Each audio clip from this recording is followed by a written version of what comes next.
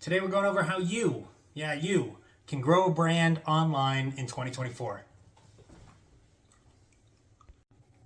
What is up, guys? Welcome back to Based Business. I'm your host, Parker McCumber.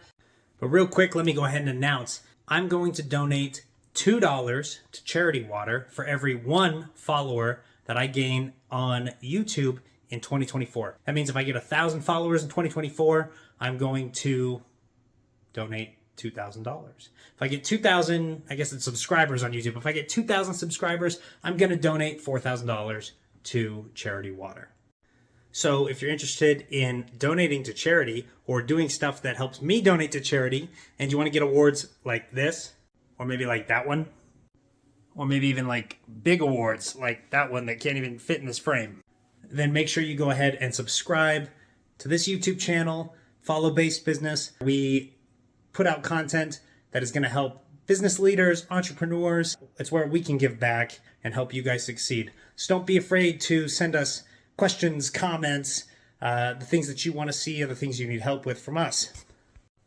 Okay, let's dive right in. What does a brand look like in 2024? So I think it's important that we kind of look at and analyze what is working for people and what isn't working for people, because you as an individual don't need to reinvent the wheel here. So I think it's impossible to really talk about how you can build your brand without talking about social media. I think that that's kind of at the forefront of digital brand building right now, or online brand building, I guess. Let's talk a little bit about the different platforms, right? I don't think it's necessary for most brands or most small businesses, even large businesses really, to be on every single platform, right?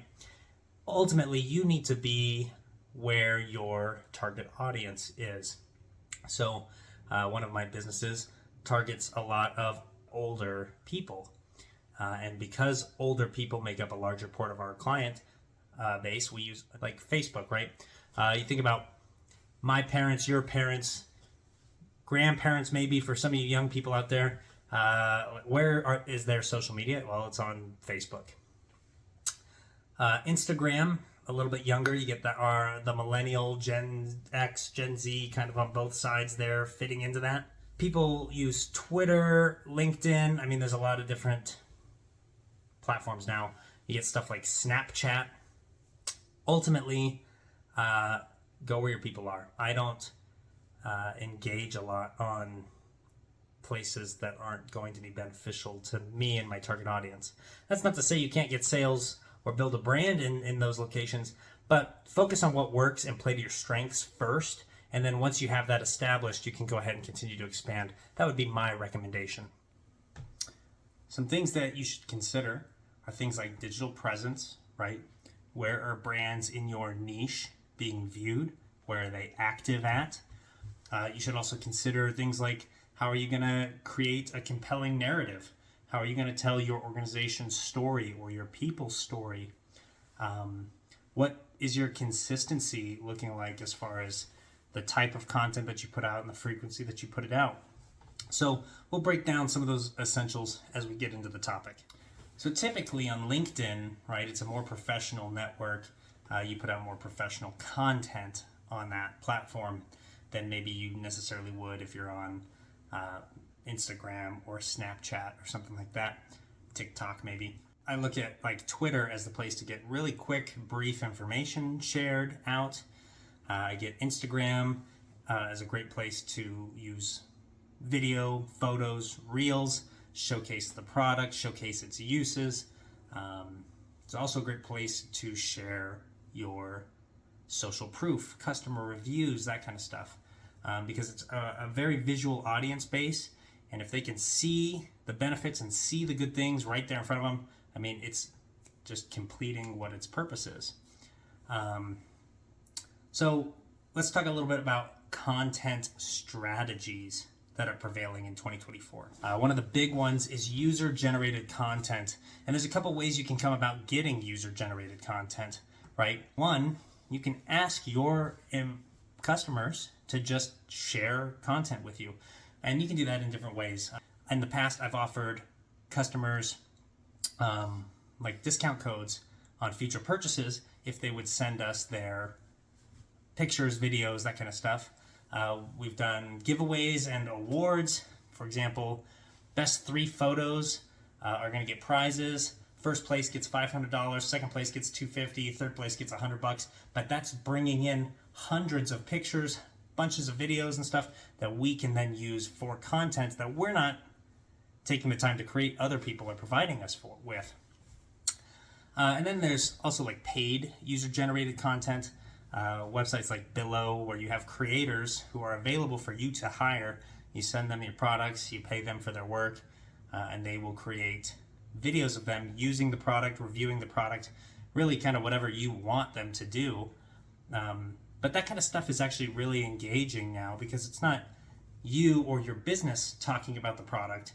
It's a customer that your target audience can relate to, reviewing and talking about the benefits of the product that makes them more likely to buy.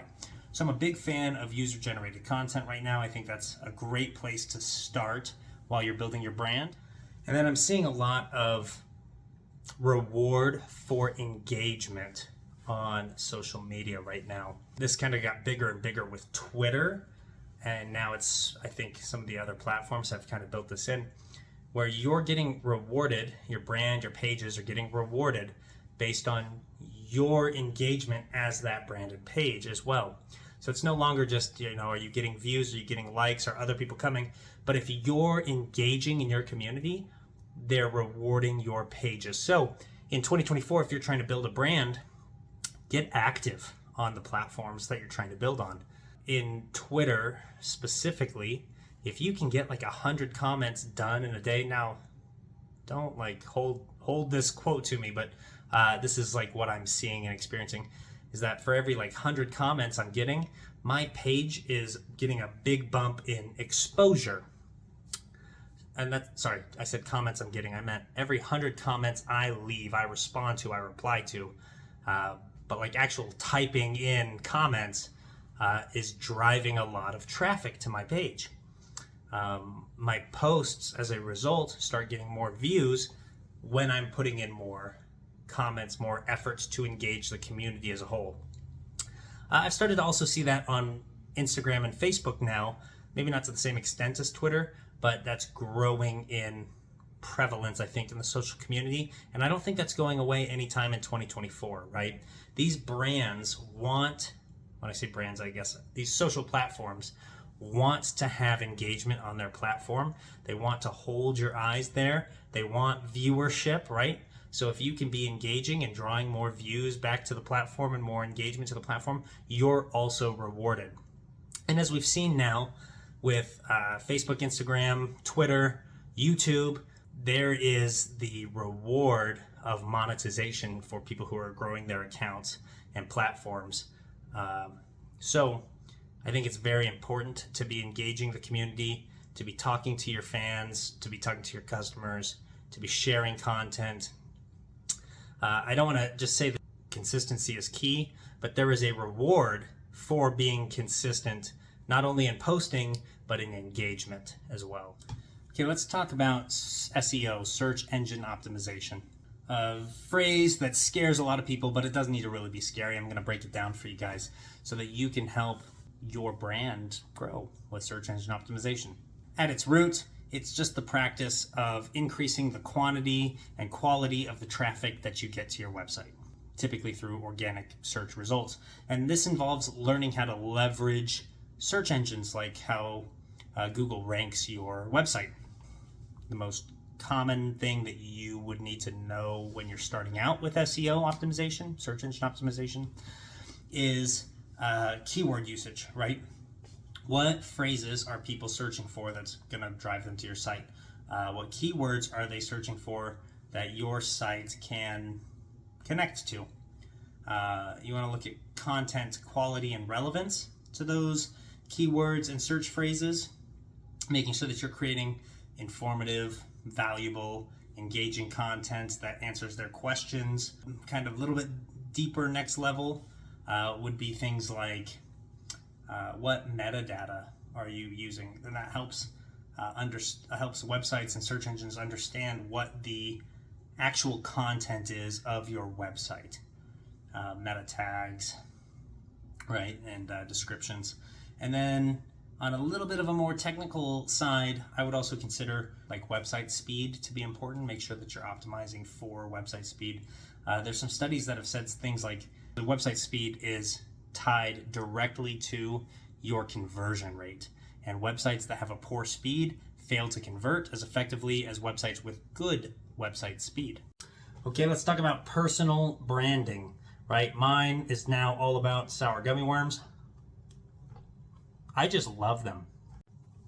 Okay, but really, personal branding is, we'll call it the art of creating and influencing the public perception of you as the entrepreneur or the business leader, right?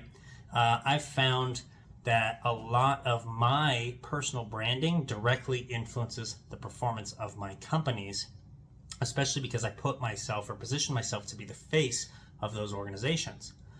I think the real key to personal branding is starting out authentically, right? It's who you are, it's what you believe in, and you're sharing that with the world. Now, I guess you can also be leveraging, these personal branding kind of tips for the organizational branding or the business branding that you're trying to build. But it essentially involves constantly sharing your knowledge, your beliefs with the public and relating those to the services and products and the business that you're promoting and building the brand for. Most importantly, personal branding and organizational branding is all about creating trust in what you do and what you promote.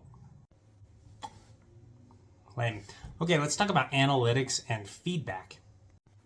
Most websites, platforms, they provide you with analytics. And analytics, what they are, is data-driven insight that you can use to make informed decisions about your business.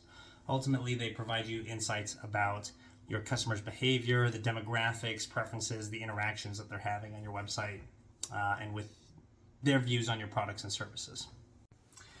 Now, we don't believe here in Base Business that you should be making decisions on a whim. The decision should be data-backed, right? Take the emotion out of it. Do what's going to work. Do what is working based on the data you've collected. You should also be searching for opportunities to seek feedback from your customers, right? This could look like surveys. This could look like reviews.